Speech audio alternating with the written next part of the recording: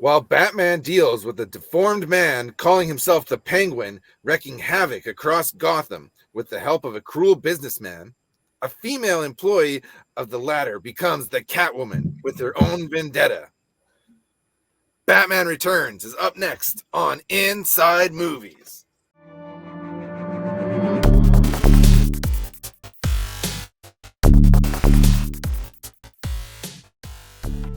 Hey guys, welcome to another episode of Inside Movies. Today we're talking Batman Returns. I'm joined by novelist Andrew Buckley,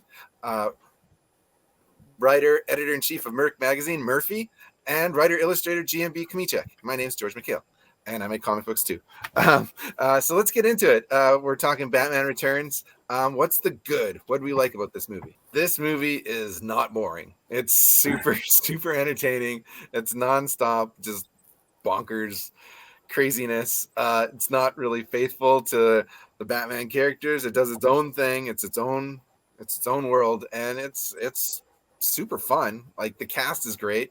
The cast is incredible. Yeah, I love the Penguin in this movie. Love it. It makes no sense, and I don't care at all. I just love the Penguin. He's so terrifying. I can't listen to what I just said. A character named the Penguin is terrifying, and they pull that off. Impossible, but yet here we are. Oh, that scene where he bites that guy's nose. At least I'm not also the suit thing that he wears, and every time he turns around and they show just his long back end with the chicken butt, it's just like, oh, but it's dirty and stained in weird places. So stained. It's so gross. I have Penguin on my good list and on my bad list because he traverses both of them. He really straddles the line there. Oh yeah, but and then Christopher Walken. If this is not a movie I would ever expect to see him in. And it's like, he seemed out of place at first, but the longer I watched him in it, the more I loved it. Yeah, it's strange because you would think in a movie with Penguin and the Catwoman, this random businessman would not be like the villain of the movie. But it does kind of work because the other characters are all kind of misfits. And this guy is like the actual true evil, which is, I don't know, maybe a commentary on the world. I don't know what he's going for with it, but yeah, it does kind of work for me too.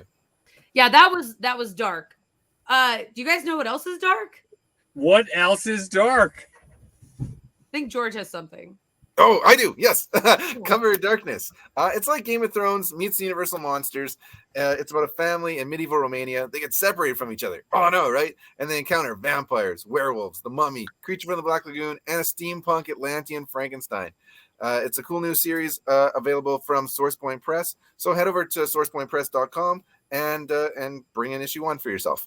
There's a link to the store, to the website in the description of this video. You mentioned Catwoman. Michelle Pfeiffer, I mean, man, she was gorgeous. Good. Even as her original, messy assistant, and then the transition into Catwoman, we'll talk about on, I think, the next side of this.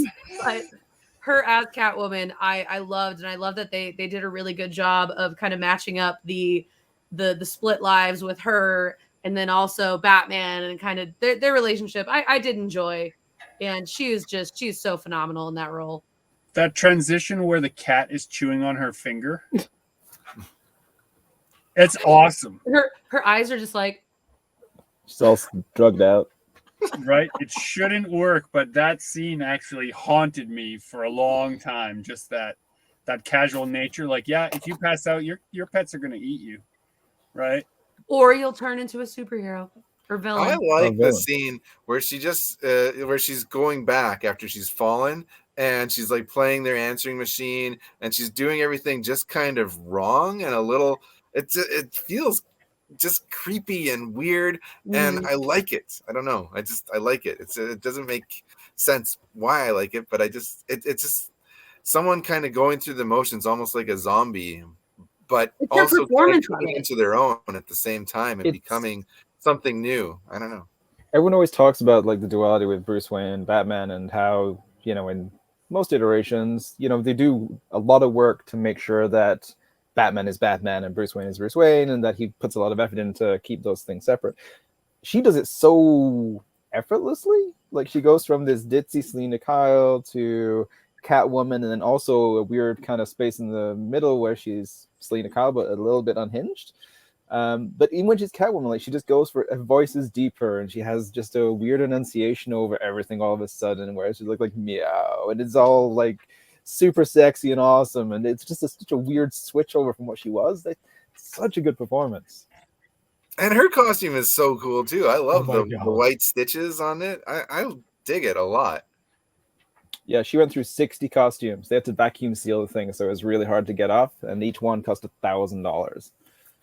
So apparently it was a real pain in the ass. Oh my God. And she could only do it for like 2 hours. Then she started to get dizzy because it was so tight. It's so tight. But so it's rare that a film has a better version of a in-print character. But I think that version of Catwoman is one of my favorites ever. And particularly the costume design. Yeah, well, at the time she was wearing at the time she was wearing the purple costume, right? And I know, the worst. Yeah, don't get me started. Purple's Joker's color, by the way. Jesus. And she's got that whip, and it's cool. And you believe that she could mess you up with that whip. Mm-hmm. She could. She could. I saw a video. Yeah, she got knocked the heads off those mannequins first try with that one whip. Take. She did that in one freaking take. Her. That's not a stunt person. That's crazy. Yeah, and she still has the whip. She really felt it. She stepped into that suit, and I think that she's just so natural because she just like, she was made for that role. Like she's that like quintessential, just like sexy woman. I think she really, because I don't know if I could think of another action movie that she had done before this. Or has done since? Yeah, or since. Not really. You know what? It makes sense. Some of those like live motions and those dancerly kind of sweeps she would do as she would move. As Andrew's saying, if she's so tight in there that she needs to keep her circulation going, she's probably like, just trying to keep the feeling to all her limbs. Everything, just so that she doesn't, the blood doesn't squeeze into her brain. And cosplayers now have no idea how good they have it with those the cosplay suits that are just so easily accessible. Yeah. Michelle Pfeiffer, if only. If only. Yeah. I also really liked the look of the circus gang. I found them like legitimately like unsettling, and they were cool. The fight scenes in this one I think are a step up from the previous Batman movie. With some more action, and the flame blowers and the big skull heads, and it's creepy and it's cool and it's fun, and the train that they get around in. I don't know how it works. There's no tracks on the ground, but they're still getting around on the train. Or the little duck boat that turns into duck car. I like the duck boat. No, I know, I loved it. I'm surprised they didn't market that, and bring that right into the automobile industry. Duck boat car, right? Like, instead of a smart car, why are we not driving around in ducks? I never bought when it went up the stairs. It always troubled me. Every time he drives up the stairs, I'm like, that thing's tipping. There's no way. That just doesn't make any sense. And doesn't it come up from like a manhole cover at some point? Yeah, how does that even work? Like, that's like just this like the world's biggest manhole cover. This one definitely felt a lot more Tim Burton as to what like we think now as a Tim Burton film. I'm surprised we didn't have like a very young Johnny Depp somewhere hidden in the crowd. I would have loved a third Tim Burton Batman movie. Oh yeah, me too. And they could still do it. We got Michael Keaton back. Bring back Tim Burton. Just throw him a bag of money. Can you imagine what a great film that would be? And Billy D. Williams is still around. Bring him in as Two-Face. I don't know, or something. That'd be really old Two-Face. Yeah, you could. Yeah. Oh, I don't know. I think that's a testament to like, as bizarre and weird and imperfect as this movie is, I still want a third one. I think that says something, Let's get into the bad, though. This movie it's kind of a mess. So let's talk about what we didn't like about Batman Returns. I wrote the movie is too Tim Burton. It goes for stylistic quality over story and action. Like, there's so much put into the look of everything that I think a lot of other areas suffered as a consequence. So one of my points is related to that. It's a minutia thing. They're spending so much time showing us Gotham City and showing us the set design and building all of this, and then in the edit, I can tell when the Michelle Pfeiffer stunt double is flipping that she does not have high heels on, and then they cut to a close-up of the high heels as the landing. But in the second ago, you saw that there wasn't any. That's a sloppy mistake, or a, that's indicative of it. We want to show that she can flip, and we're going to show these floppy little, like if you watch those cuts, you can see that the heels are like cloth or something in those transition sequences. And then it sounds like a silly thing to be like all caught up on, but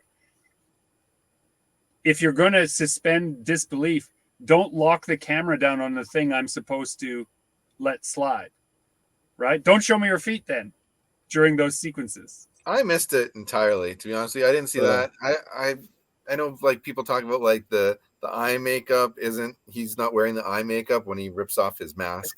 Yeah, how's that practical? How's that a practical way to take off your cowl? Just rip the whole thing. Also, every time he takes it off, and then they cut away for a second, and then it's him without it. So it's like, what was the problem in just doing a fluid scene could he not get it off by himself? I think because then you have bad hair, and it's a film. You can't have bad hair.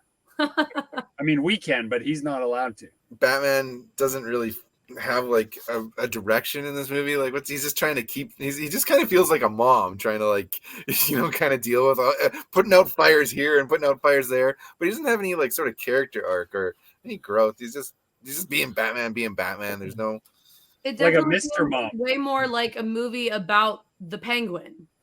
Yeah. Mm-hmm.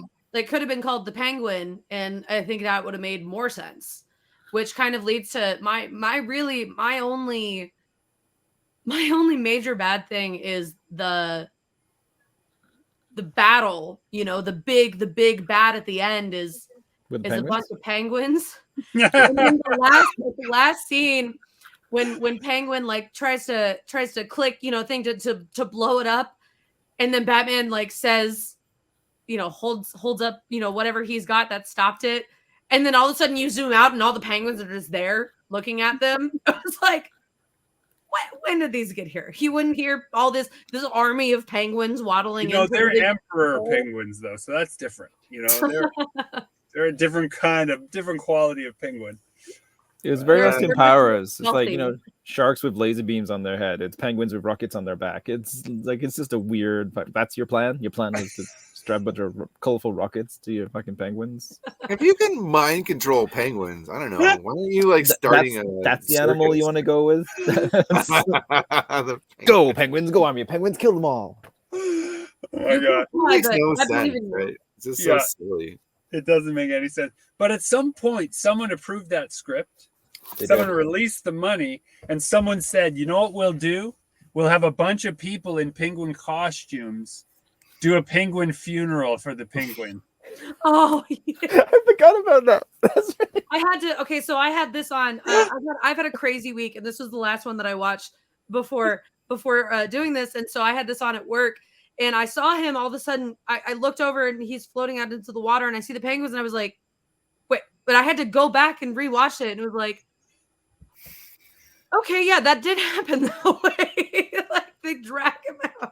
Well, they don't even drag him. They just place a flipper on him and gently slide him into the water. I was like, just the physics of that are just mind-boggling.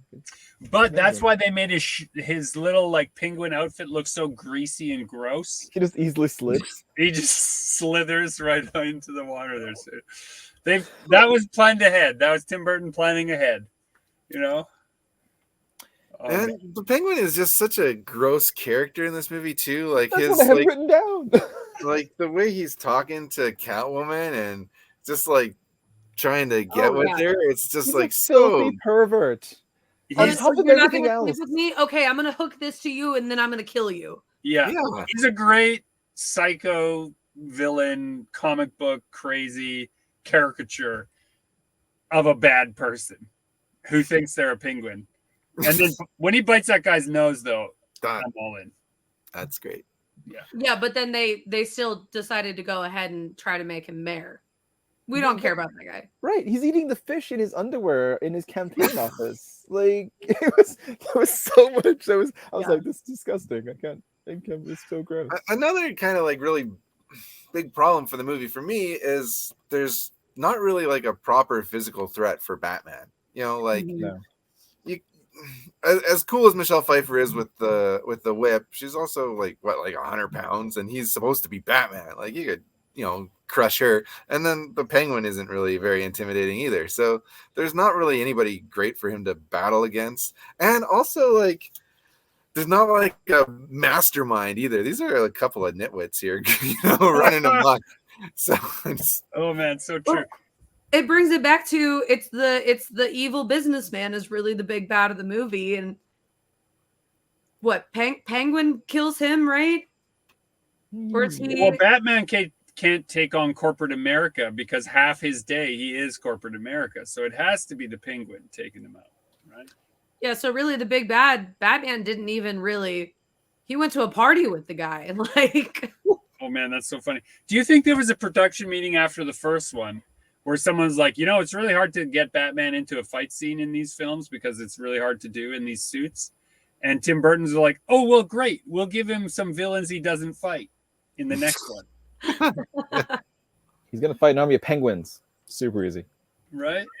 The changing of the villains' origin stories, too. Especially Catwoman, she's kind of got like it does work, but in the movie, but I think, her being like a prostitute that's kind of had enough in the comic books it's kind of cool, and her becoming a jewel thief that's not really explored in here. And I don't know, and not that this is terrible, but it's not the same. And if you're gonna use Catwoman, why not use Catwoman? And instead of, I guess this is still a Catwoman, and it's a better version than the Halle Berry that we got later. Oh, where the CGI cat breathed on her? Yeah. That's good times. She was a reporter that had a shitty boss. She found some shit, and so I'm going to push her out a window. I mean, that woman would have... She should have died. It's the Tim Burton cautionary... like, all of his films that are where we now have started to say things like it's the Tim Burton style, all those films have at their heart the idea that they're cautionary fairy tales... right? And so this is that kind of version. You can't give too much pathos to a Penguin Man. In fact, they give a lot of pathos to a Penguin Man. And so since they've used it all up on the Penguin, they just have to push her out a window to get her origin started. Let's give our final grades for Batman Returns. This part's called The Skinny. What do you guys think? I'll go first, actually. I can't hate on this movie too much, to be honest with you, because... As weird and flawed of a Batman movie this is, it's nonstop entertaining. Like I was just glued to it the whole time. Like I could not believe what I was watching. So I'm gonna go B-, like B- for this one for me. I'm gonna give it 80 out of 100 sentient penguins with rockets on their backs. I'll give it 0 Joel Schumachers. Which made it good. I'll give it 5 out of 5 headless mannequins, because it's still, I don't know, it still works for me. As much as I think it's stupid and ridiculous, I have fun memories of seeing this movie and playing the video game on the PC of it too. It was super freaking fun. It was an awesome Super Nintendo game. I had it. It was great. Yeah, I'm good. Okay, so that's going to do it for another episode of Inside Movies. I've been George Michail, joined by Andrew Buckley, Murphey, and GMB CHOMICHUK. And you can follow us on Facebook, on Instagram, and Twitter. And Cover Darkness is available on sourcepointpress.com. Head over there and pick it up. Until next time, peace.